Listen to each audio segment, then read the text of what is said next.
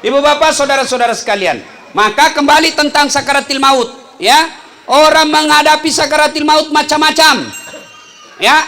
Makanya Nabi memberikan jaminan. Ibu-ibu mau mati dalam keadaan masuk Islam? Mau mati dalam keadaan husnul khatimah? Nabi katakan, kalau kau mau mati dalam keadaan husnul khatimah, satu, man qama la ilaha illallah ila akhiril hayata dakhalal jannah. Siapa yang mengucapkan la ilaha illallah pasti masuk surga. Itu Nabi jamin. Kalau dia sakaratil maut, la ilaha illallah, yakin pasti masuk surga itu. Bukan Dasat yang bilang, tapi Nabi. Orang bilang, bila mahasiswaku, gampang dong kalau begitu Ustaz. Nanti mau mati baru saya gesok Ustaz. Biar 100 kali bisa kak. Capak nah. Memangnya orang sakaratil maut akal bicara? Orang sakaratil maut anak muda bukan akal bicara tapi amal. Pepatah Melayu mengatakan ala bisa karena biasa. Kalau waktu sehat dia terbiasa la ilaha illallah, biar tidak dituntun pasti bisa. Tapi selama hidupnya dia tidak pernah la ilaha illallah, biar kiai pimpinan pondok, ketua majelis ulama bisik, tidak bisa kau syahadat. Jangankan orang sakaratil maut, orang menikah saja banyak tidak tahu syahadat. Iya toh? Oh, di kampung-kampung kan banyak baca syahadat mana? Asyhadu, agak sadu, ulangi salai. Asyhadu, salako, asyhadu, salako. Jengkel puman ditempelin songkok. La ilaha illallah. Ya. Maka ibu bapak yang hadir di tempat ini, kita berharap matinya husnul khotimah. Mulai sekarang setiap saat la ilaha illallah, la ilaha illallah. Ibu-ibu lagi naik mobil, bukan jika kita bawa kendaraan, bukan kita yang pegang setir, ambil tasbihnya, pegang, ucapkan la ilaha illallah, la ilaha illallah. Tiba-tiba mobil tak gantung, tabrakan, mati, ibu mati syahid. Matinya husnul khatimah karena mulutnya basah la ilaha illallah. Coba amalkan itu, ya. Coba diamalkan. Kita tidak tahu ajal kapan, maka biasakan selalu la ilaha illallah, la ilaha illallah. Yang kedua, kalau mematinya dalam keadaan husnul khatimah, minta kepada Allah. Doanya sangat sederhana. Taubatan qablal maut, wa rahmatan indal maut, wa maghfiratan ba'dal maut. Ya Allah, dengar, taubatan qablal maut. Ya Allah, berikan saya kesempatan bertobat sebelum mati. Wa rahmatan indal maut, rahmati ketika dicabut nyawaku. Wa maghfiratan ba'dal maut, ampuni dosaku setelah mati. Tidak susah gitu. Nggak ku hafal bahasa Arab, jama ku bahasa Arab, kau bukan jago orang Arab. Mak bahasa ogi no. Puang, tak dampang kesik sebelum tak cabut nyawaku. Amasei kak kau tak reduk ni nyawaku. Tak dampang mana dosa-dosaku ku mati nak.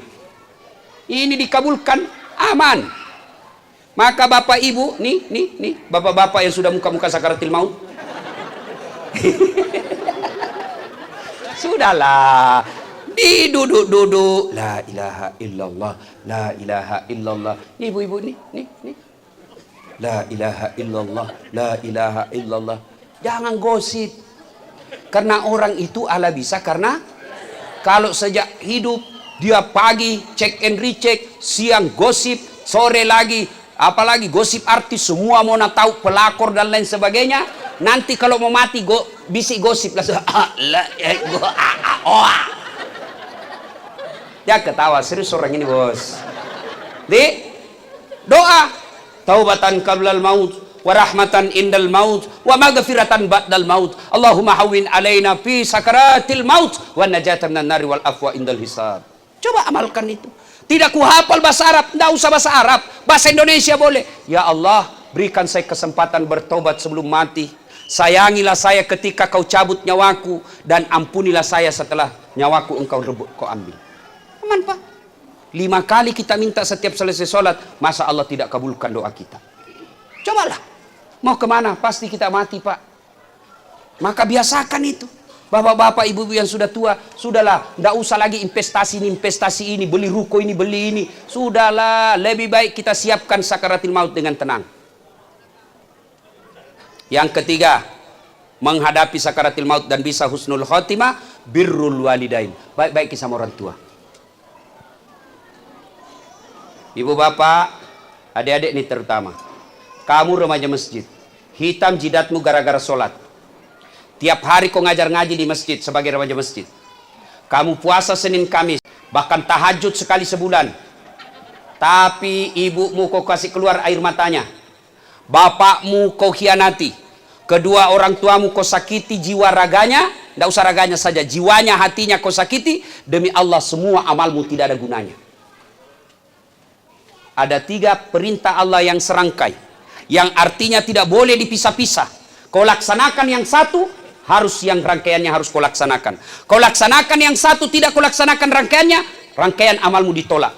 3 perintah Allah serangkai itu, satu diantaranya anis kurli wali walidaika. Berbuat baik kau kepada ibu bapakmu, tapi berbuat baik pula kau kepada Allah. Berbuat baik kepada Allah, syukur kepada Allah, taat kepada Allah. Tapi kau hianati orang tuamu, taatmu kepada Allah ditolak. Kadang orang tanya, Ustadz, ada tetanggaku baik-baiknya sifatnya Ustadz, membangun masjid Ustadz, bantu orang, tapi ibunya disengsarakan. Bagaimana itu Ustadz? Saya bilang, anak begitu jangankan masuk surga, baunya surga dia tidak akan dapat. Sayang 1000 sayang, anak-anak kita sekarang cerdas, bagus mukanya, cantik rupanya, bagus kulitnya, tapi kurang ngajar kepada orang tuanya. Dengar kalian adik-adikku ini, dengar kalian, kalau kalian mau sukses, tidak perlu kau keluar negeri sekolah, tidak ada jaminan kau keluar negeri kau bisa selamat dunia akhirat. Kalau kalian mau sukses, muliakan orang tuamu, Allah hamparkan kesuksesan dunia akhirat. Termasuk sekarang zaman Covid. Kalau kau sayang orang tuamu, jangan kau keliaran kemana-kemana. Pakai kau masker. Saya ditanya, Ustaz takut sakit? Tidak, demi Allah saya tidak takut sakit. Tapi saya cemas kalau saya sakit, ibuku pasti sengsara pikirannya. Kalau saya sakit, pasti mamaku di kampung kepikiran. Dan saya tidak mau usia senjanya mama saya berpikir karena saya sakit. Itu namanya kita cinta pada orang tua. Dengar ini bapak-bapak. Kalian kalau mau masuk surga, muliakan ibu bapakmu. Ibu-ibu muliakan ibumu. Dan ibu-ibu yang punya suami, jangan gara-gara istri suamimu berdosa kepada orang tuanya. Dengar ini ibu-ibu nih. Dan dengar ini bapak-bapak yang takut sama istrinya. Berhenti kau jadi laki-laki kalau takut kau sama istrimu. Jangan ketawa. Dengar ini bu. Ini ibu-ibu yang beleng-beleng. Biasa itu bilang, nenek, pilih kau mamamu atau saya istrimu. Pret. Mana bisa disuruh pilih? Dengar ini ibu-ibu. Woi. Dengar. Siapa yang lahirkan suamimu? Siapa yang kandung suamimu? Berapa bulan? Siapa yang didik dia? Siapa yang susui dia? Lalu siapa yang diberikan rumah? Hah? Siapa? Maka jangan kau berkata pilih ibumu atau saya. Tidak mungkin dipilih. Baru alena anak kena. Dengar bu. Kami ini laki-laki. Dari rahim ibu 9 bulan. Disusui oleh ibu 2 tahun. Diajari makan, diajari bicara, diajari kata langkah, diajari tutur kata, diajari sopan santun. Itu ibu yang lakukan kepada anak-anak kami sebagai suami. Lalu setelah besar dan menikah, demi Allah, siapa dulu yang kita belikan rumah? Istri kita. Siapa yang terima gaji kita? Istri kita. Tidak kita kasih ibu. Itu karena kita sayang sama istri. Maka jangan kau buat suamimu berdosa gara-gara kamu. Allahu Akbar. Kenapa? Saya bela kau hari ini.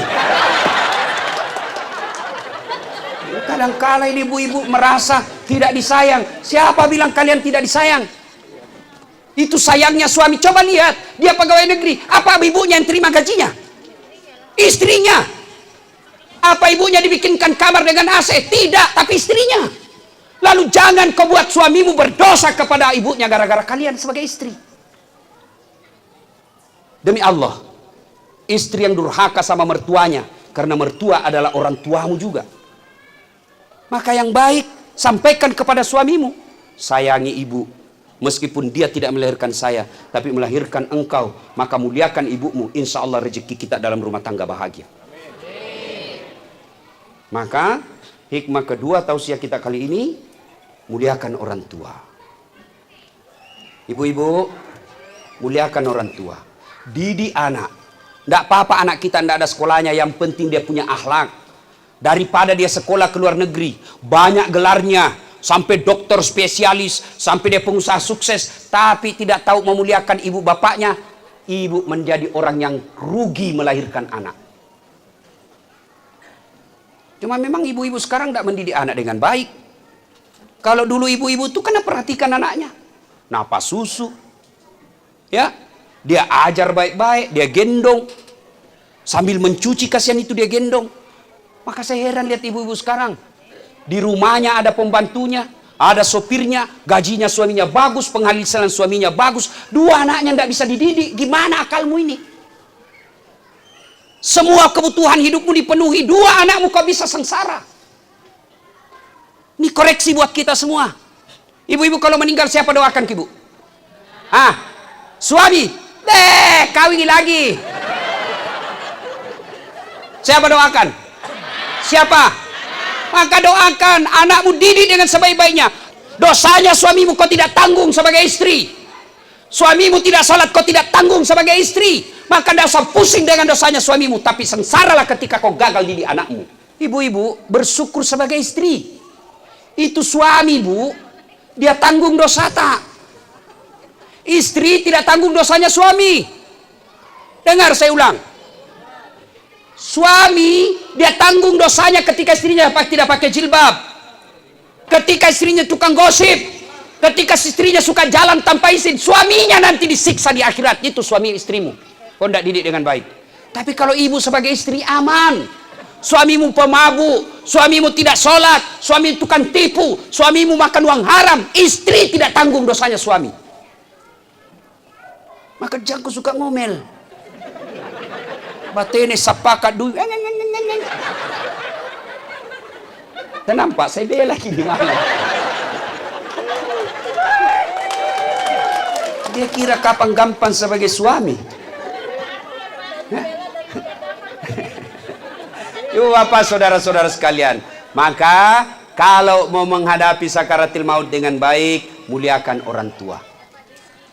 Nah sudah keluar nyawa. Ya, keluar nyawa, tumi mati, datanglah kita melayat. Boleh nih minta tomate. Sayang 1000 sayang kalau kita datang melayat, banyak yang menginjak-injak sunnah Nabi. Satu, datanglah dengan berpakaian hitam-hitam. Bajunya hitam, roknya hitam, kudungnya hitam, kacamatanya hitam, tasnya hitam, payungnya hitam. Siapa ajar kok? Nah bilang begitu kuliah artis. Betul gini bilang artis. Tomato apa kajili-jiliin. Coba. Berdosa ke pakaian hitam Ustaz? Tidak berdosa. Tapi kalau ibu bapak pakaian putih dicintai Allah dan Rasulnya. Saya kadang-kala cemburu lihat saudara kita orang Tionghoa. Coba lihat orang Tionghoa kalau meninggal keluarganya. Baju putih-putih itu datang melayat. Bahkan rumahnya sekalipun dindingnya dia kasih kain putih. Mereka yang mengamalkan sunnah Nabi. Kita pakaian hitam-hitam. Dosakah? Tidak dosa. Tapi kalau Allah cinta, mau dicintai Allah dan Rasulnya, pakai putih. Dua. Saya katakan injak-injak sunnah Rasul. Apa lagi? Sampai tidak ada yang mengaji. Hanya datang gosip. Sambil itu di depan jenazah. Depan jenazah ada orang lewat. Mulai masuk itu nak lihat-lihati. Sampai duduk nak lihat-lihati terus. Si Kobin itu. Nggak cerita tapi mulutnya dong.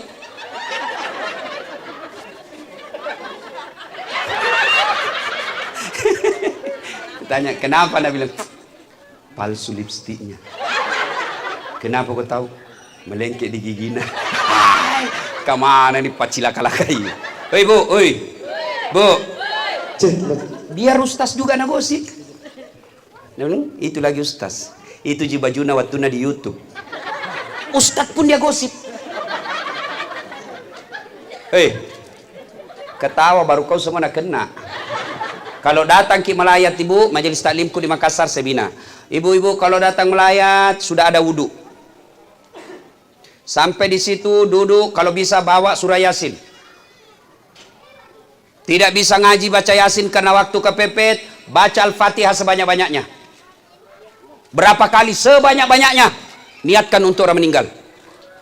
Tidak sempat Ustaz, minimal baca Al-Qul Huwallah 3 kali. Tidak sempat juga Ustaz, diam-diam kau saja.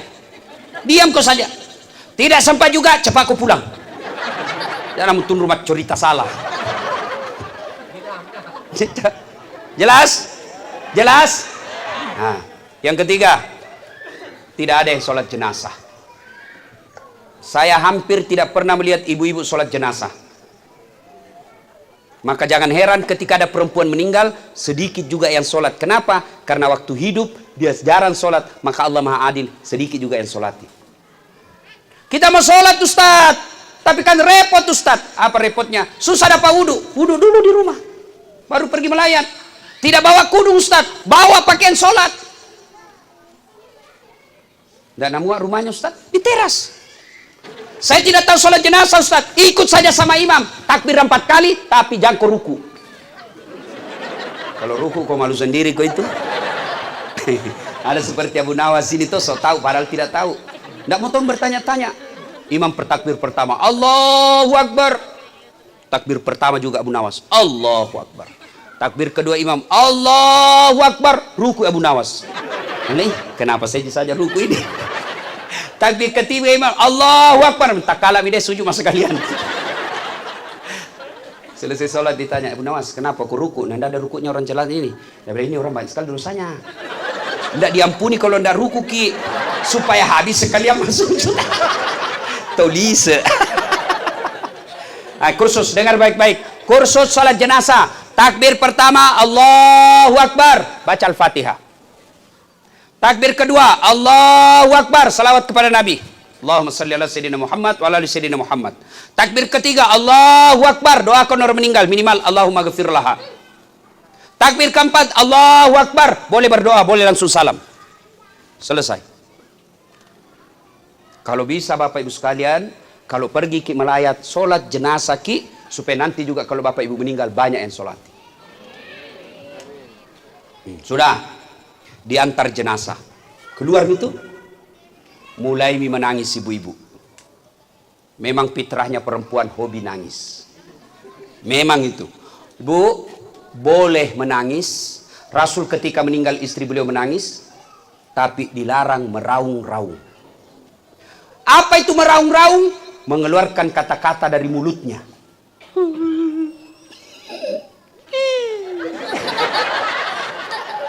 Ada orang meninggal suaminya kayak sindrili, kayak kacapi.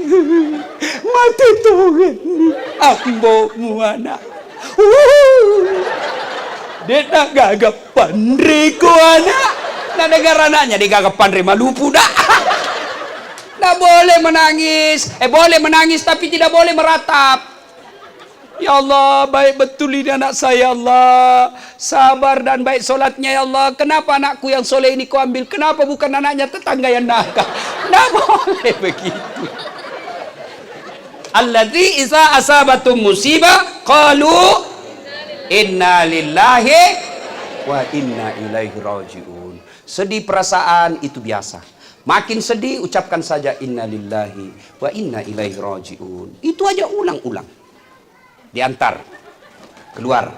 Kalau di Makassar itu orang antar jenazah Pak, bikin takut-takut. Naik PT-PT di atap nih, bonceng 3, nak buka helmnya, buka bajunya, nak putar bajunya, orang mati, orang mati, orang mati. Seperti orang demo. Ada begitu di sini? Kalau di Makassar Pak, kayak supporter PSM. Ada 3 itu paling rewa, paling jago di jalan di Makassar. 1, pengantar jenazah. 2, supporter PSM. Apalagi kalau dikalah mindir memang mago. Yang ketiga, pemadam kebakaran. Kalau pemadam kebakaran biar supporter gusur ke semua. Ya? Nah, lalu apa yang dilakukan ketika ngantar jenazah? Yang paling baik kita lakukan adalah la ilaha illallah, la ilaha illallah. Tidak usah buru-buru, nah kuburnya juga sudah siap. Sampailah kita di pemakaman. Nah, ini banyak yang keliru. Sampai di pemakaman diinjak-injak kuburnya orang. Dia duduki batu nisannya orang. Dia merokok di atas batu nisannya orang. Itu haram, sama kau injak dan kau duduki api neraka. Tidak boleh.